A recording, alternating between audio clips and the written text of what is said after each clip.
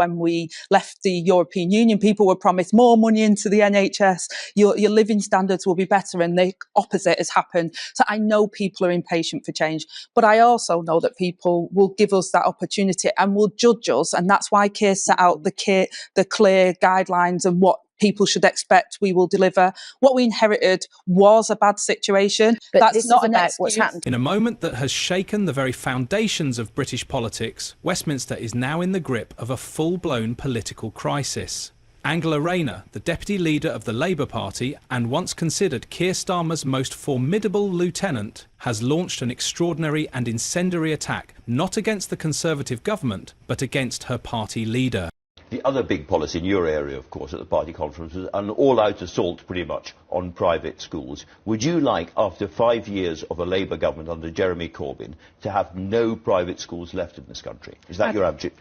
I want a comprehensive state So no system. private schools at all of them out? Yes, I want a comprehensive state education system, and I want to stop subsidising private education, which is elitist, which entitles 7% of the population to do better than the rest at the expense of everybody else. We have to invest in everyone's education. And would you agree with appropriating their assets as part of squeezing them out of business? Well, we've said that obviously we would act within the law. We've said that our Social Justice Commission will look at the situation in regards to assets and what private schools currently have. But private schools have been subsidised by the taxpayers for far too long. This has to stop. This unexpected act of defiance, described by insiders as a political explosion, has reverberated throughout Whitehall and beyond, culminating in a rare and urgent briefing to His Majesty King Charles III. The ramifications of Rayner's rebellion are immediate and potentially historic. All political indicators suggest that a snap general election may be on the horizon, an early national vote that could transform the political landscape in ways not seen since the Brexit referendum itself. Let's talk about the whole issue of Muslim voters. I know you've got yourself in a little bit of hot water over the weekend with some comments you made to Trevor. Well, not hot water. I'm saying the media made something of it. You don't think that there's anything to say. You talked this morning about the idea of sectarianism and how conversations might be taking place in communities in Britain where women are excluded. You've talked about the young Muslim vote maybe seeming to be anti-British and anti-British values. And then I wanted to get your comment on this, Nigel, because the Guido Fawkes website today has published a leaked clip of Labour's deputy leader, Angela Rayner, recently exonerated from a police probe, pleading with Muslim voters in Ashton-under-Lyme. This is what she had said. Now, I know that people are angry about what's happening in the Middle East, and I said live on TV, and I say to this day, if me resigning as an MP now would... For the first time, serious conversations are being had in corridors of power about the possibility of Nigel Farage, the ever-controversial architect of Brexit and leader of Reform UK, emerging as a genuine contender for number 10. This is not merely a political rift. It is a full-scale rupture within the Labour Party, one that could have catastrophic consequences for Starmer's leadership. Rayner's fury centres around what has been dubbed the Brexit reset, a package of policy concessions and international agreements that, in her view, and that of many traditional Labour supporters, amounts to nothing less than a betrayal of the 2016 referendum result. But this is no ordinary policy disagreement. This is personal. This is existential. According to multiple sources present during a recent internal strategy meeting, Rayner launched a scathing critique of Starmer, accusing him of turning his back on working-class voters and orchestrating a covert campaign to realign Britain with the European Union through the back door. Now, our duty to the next generation is to shape a future that is brighter than the past. That is our task this week, to set out the future that we should face and that should face our children. Because, Conference, I see too much lost potential. Britain deserves better, and I know we can do better. Just look at this government's record since we last gathered in Liverpool just 4 years ago. 3 different leaders, A catalogue of sleaze, waste and lies. Cummins, Patterson and Pincher back to the hilt. Chris Grayling, Grant Shapps and too much Matt Hancock. Far too much Matt Hancock. Green cards and non-doms. Tree houses and... Her language was said to be unsparing, her demeanour incandescent. She reportedly shouted, "You've just handed Nigel Farage the election," before storming out of the meeting, leaving stunned colleagues in her wake. Her accusations centre on a controversial agreement recently announced by the government. The deal allows EU fishing vessels to continue operating in British waters until 2038. An arrangement critics have branded a sellout to European interests. Moreover, it includes a youth mobility scheme, enabling citizens aged up to 30 from 27 EU member states to enter the UK visa-free. This clause has been interpreted by many as the effective reopening of British borders years after immigration control was cited as a key factor in the Brexit vote. Perhaps most controversially, the agreement restores a form of jurisdiction to the European Court of Justice, ECJ, a move seen by Brexiters as the ultimate symbol of sovereignty lost. The ECJ's oversight, even if limited in scope, is anathema to those who champion the Lead campaign. To them, this is not a softening of Brexit. It is a full-scale reversal, and Angela Rayner, once a staunch defender of party unity, has decided she can no longer remain silent. Her defection is already being described by political analysts as the most serious internal challenge to a Labour leader in a generation. The timing could not be worse for Starmer. Just as Labour was beginning to present itself as the government in waiting, Rayner's dramatic intervention has thrown the party into disarray. Nigel Farage won't put himself up for election. He's pushed his Brexit party to working class areas like mine, saying they're not conservative, they just want to do Brexit. He said Boris Johnson's deal's not good enough, it's not Brexit. And now all of a sudden, because there's a hint of a knighthood for him, he's decided that he's going to go, into a coalition with the Tory party and allow them to have a free run.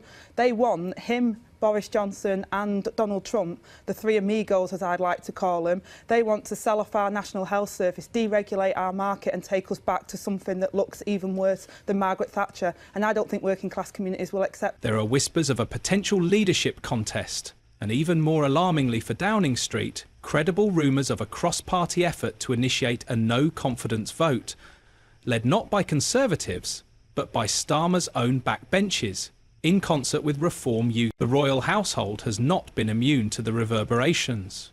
Sources close to Buckingham Palace have revealed that King Charles has been kept closely informed of the growing instability within Parliament. Constitutional experts suggest that the monarch's role may become pivotal if the current government loses the confidence of the House. The dissolution of Parliament, while historically rare under such circumstances, now appears to be a live possibility. The mere fact that such an option is being discussed highlights the scale of the crisis. At the centre of this storm stands Nigel Farage. Long ridiculed by the political establishment and dismissed by media elites, Farage has never seemed more relevant. His warnings that Brexit would be gradually undone by career politicians more concerned with currying favour in Brussels than honouring the will of the British people now ring with new resonance. As Starmer seeks favour among European leaders, Farage is crisscrossing the country, rallying support and capitalising on widespread disillusionment. In town halls across the Midlands, the North and coastal regions that once formed Labour's traditional base, Farage is drawing crowds not seen since the height of the Leave campaign. His message is Starmer, but effective. They lied to you, they've sold you out. Now it's time to take Britain back. Rayner's decision to break with Starmer is already being hailed by some on both the left and right as an act of patriotic courage. Critics who once dismissed her as Starmer's enforcer now regard her as a whistleblower who could no longer condone the slow erosion of British sovereignty. Her supporters argue that she has given voice to millions who feel betrayed by a political class seemingly more comfortable in Brussels than Barnsley. The government's public relations campaign has not helped matters. A widely mocked social media post from the Home Office highlighted the new EU travel arrangements as a victory, claiming British tourists would now save up to 10 minutes at passport control when entering Europe. But a new book reports that you said he couldn't run a bath. Did you say that? Well, I'm not I'm not, you know, there's a lot of things that were said in that book that I don't recognise, to be honest. So and did you not say that? And it's tittle tattle, so I don't recognise what was said in that book. But that's not tittle tattle. That's what the woman who's now the Deputy Prime Minister is reported to have said about the now Prime Minister. Sure, and there was lots of other things that people have said about me or anyone else, and no, I don't recognise ever saying that to anybody. I've worked with Keir now for a number of years now. I am straight talking. Me and Keir don't always agree on everything. You probably know I'm going to ask you this question, and you might want to bat it away the same way you did the last one. Did you refer to a member of the royal family as something I'm not sure we're allowed to say on a Sunday morning, but in case we can bleep it out, did you suggest... Again, I'm not making any comments about what said or not said in did you somebody deny that you called a member of the royal family a nonce? Said in a book. I'm not making any comment on what somebody suggests was said in a book, or actually the private conversations that I did have during the passage of the bill, which did get passed, and I did pass the bill, and I wholeheartedly supported the government at the time in passing the line of succession bill through Parliament. But you're not denying it? As I've said, the bill was passed. I had conversations with the government of the time and the civil servants around how that bill gets through Parliament, and that bill went through Parliament without any problems, and you know, I led that piece of work. 10 minutes. This, Rayner's allies argue, is the price the current government has placed on national sovereignty. For many, it is a price too high. What was once unthinkable is now firmly on the table. A snap general election triggered by an internal revolt, a potential leadership challenge within Labour, and the unprecedented involvement of the monarch as a constitutional safeguard. Political commentators across the spectrum agree. Britain is on the cusp of a defining moment in its modern political history. Bombshell new poll, this time done by Find Out Now, has the voting intention for reform rising to the highest ever level. Look at that on your screens. It's an astonishing 33%, and that's now 13 points clear of the Labour Party in second, with the Conservatives falling away to just 16% on third place. That is half of the Reform Party voting intentions. Well, lots to talk about. I'm joined in the studio by GB News' political correspondent, Catherine Forster. Catherine, we covered polling on Tuesday. A similar trend was emerging there. Within the space of 3 days, that momentum, that important word, is going in the same direction. It seems, it's just one poll, but it seems something is happening. That broad picture is the Reform Party picking up votes from both of the top two parties. Yes, absolutely. And of course, we're a week on from those disastrous for the government and for the Tories local election results and that by-election in Runcorn and Helmsby. And what I found there, talking to people I was up there, was the Conservatives have been worried about reform for a very long time. They did them a lot of damage. They cost them a lot of seats in the last election.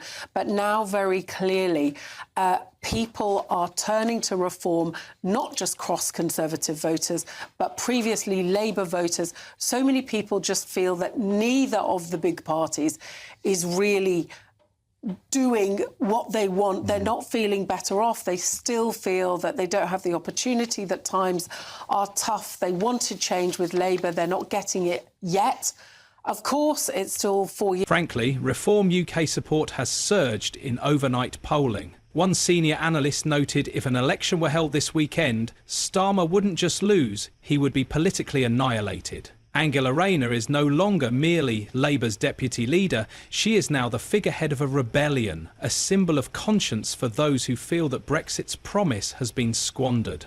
Her political future is uncertain, but her impact is undeniable. We now stand at a crossroads. Starmer's vision of a softened Brexit and closer ties with Europe is now facing its fiercest resistance, not from without, but from within his party. Rayner's revolt could ignite a wider populist uprising, one that reshapes British politics for a generation. And as the nation watches with growing apprehension, a single question dominates political discourse. Will the British people allow themselves to be led quietly back into the European fold? Or will they rise once again as they did in 2016 and demand to take back control? Stay with us as this unprecedented story continues to unfold. Make no mistake, this is no ordinary political crisis. What the United Kingdom now faces is a national reckoning of profound proportions. The very fabric of democratic trust, sovereignty and national identity is under strain. The people of Britain voted once in 2016 and again in 2019 for a future outside the jurisdiction of Brussels for the restoration of control over borders, laws and waters. But in what many now view as an egregious act of political betrayal, Keir Starmer has turned his back on that mandate, and the consequences are finally dramatically unfolding. Reform UK is rising with remarkable speed, drawing strength from the fury and frustration of millions who feel deceived. Labour, once poised to govern, is now hemorrhaging support. The Conservatives, paralysed and sidelined, appear irrelevant. Amidst the collapse of the old political order, only one figure stands unscathed: Nigel Farage. The same man once mocked, marginalised and maligned by the political elite now finds himself at the threshold of number 10 Downing Street as the mechanisms of establishment politics grind to a halt. Anger has boiled into protest. Rayner's rebellion may have been the match, but the tinderbox was long laid. The public, it seems, has had enough. Indeed, this betrayal reaches beyond policy. It cuts to the core of democratic legitimacy. The people voted twice, and yet they find their wishes ignored by a political class seemingly more loyal to the European Union than to the electorate. For Starmer, it was about restoring Britain's international credibility. For millions of voters, it was the clearest evidence yet that Westminster has ceased to listen. It is this growing disconnect that Farage has long warned about. If you enjoyed this political firestorm, like the video and subscribe to the channel for more fascinating content, because the fight for the future of Britain has started.